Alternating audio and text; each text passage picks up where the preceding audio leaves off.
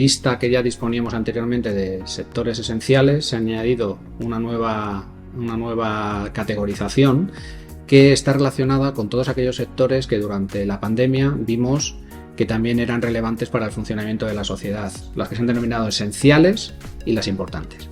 Las esenciales son las empresas grandes, según la clasificación europea de tamaño de compañía, y también algunas otras que estén en sectores especiales, como pueden ser los servicios de confianza digital, los prestadores de servicio de dominio de primer nivel y los DSNs, así como también las empresas de comunicaciones.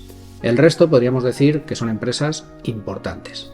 Luego veremos qué diferencias hay entre unas y otras. De todas formas, como la lista es muy corta y estamos pendientes de la transposición de la directiva, os emplazo a los anexos para la lista completa.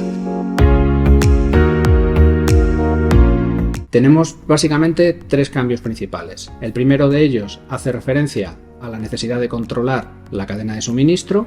El segundo hace referencia a los mecanismos de notificación de incidentes.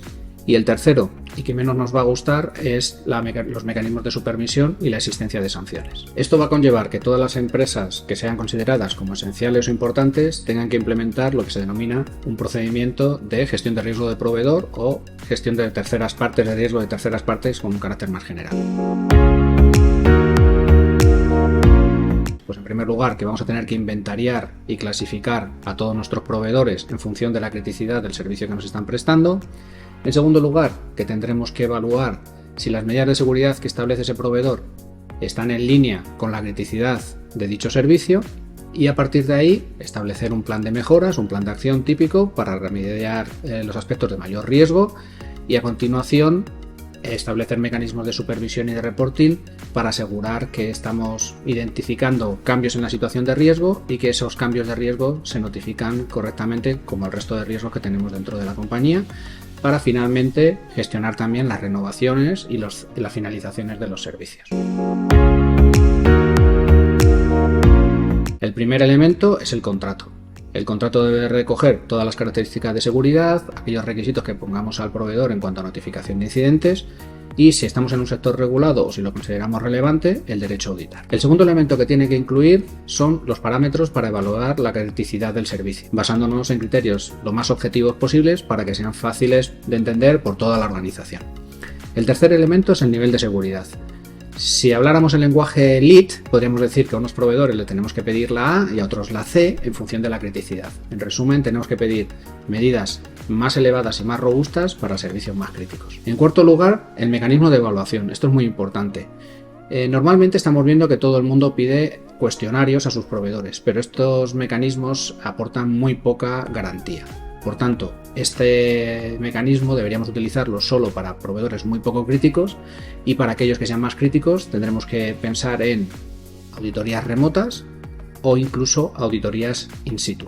Y por qué no, que sean realizadas por un tercero, como es el caso de la calificación de Lead Security. Y por último, la frecuencia. ¿Cada cuánto vamos a pedirle a este proveedor que actualice su situación de riesgo? De nuevo, atendiendo a la criticidad, aquellos proveedores más críticos deberán tener una frecuencia de actualización más alta que aquellos que no lo son. Muy pocas novedades, aunque algunas muy relevantes. En primer lugar, la necesidad que pone en los Estados miembros de coordinar las actividades de notificación de incidentes. Es decir, se les pide un esfuerzo para que no tengamos que notificar incidentes a distintos CSIRs. En segundo lugar, los plazos. Vamos a tener que notificar un incidente en menos de 24 horas para una notificación inicial, que posiblemente sea muy parcial. Luego tendremos 72 horas para una notificación intermedia y luego una vez haya finalizado el incidente tendremos un mes para una notificación final. Y el último aspecto que también creo que es muy relevante, que en el plazo de 24 horas tras la notificación inicial de un incidente, el CSIR que nos haya atendido tiene que estar en disposición de darnos soporte o ayudarnos en la resolución de ese incidente. Yo creo que esto es un cambio muy importante porque hasta ahora sí que había muchos requisitos de notificación de incidentes, pero muy pocos requisitos de cómo nos respondían a ese incidente, salvo con un OK y con un aspecto de registro del incidente. Básicamente, en este aspecto, aunque no nos guste, tendremos que tener en cuenta que la supervisión se podrá realizar por las autoridades competentes de dos maneras. A las entidades que se consideren esenciales, va a ser a priori. Y a las importantes solo se realizará en caso de que haya un incidente. Por lo tanto, vemos que hay una clara distinción entre ser esencial o importante.